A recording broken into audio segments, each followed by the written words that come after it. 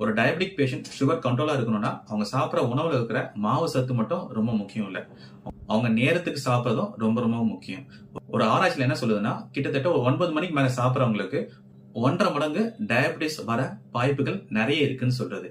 அதே மாதிரி ஒரு ப்ரீ டயபெட்டிக் இல்ல ஏர்லி டயபெட்டிக் பேஷண்ட பாத்தீங்கன்னா, அவங்க ஹேபிச்சுவலாவே லேட்டா தான் சாப்பிட்ற பழக்கத்துல இருப்பாங்க. லேட்டா சாப்பிட்றதுனால என்னென்ன பாதிப்புகள் வரும்னா, அவங்க லேட்டா சாப்பிட்றதுனால அடுத்த உணவு ரொம்ப அதிகமா சாப்பிடுறாங்க. அதனால அவங்களோட குளுக்கோஸ் லெவல் ரொம்ப அதிகமாகுது. வெறும் குளுக்கோஸ் மட்டும் அதிகமாகல, அவங்களோட வெயிட் அதிகமாகுது, ஃபேட் மாஸும் அதிகமா இருக்கு. ஓவராலா அவங்களோட பிஎம்ஐயும் அதிகமாகுது. அதனால அவங்களுக்கு கார்டியாக் ப்ராப்ளம் வர வாய்ப்புகள் அதிகமா இருக்கு.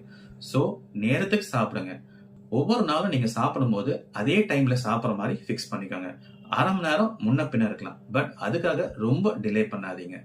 ஸோ சாப்பிடுற உணவுல வெறும் மாவு சத்து மட்டும் முக்கியம் இல்ல, நேரத்துக்கு சாப்பிடுறது ரொம்ப ரொம்ப முக்கியம்.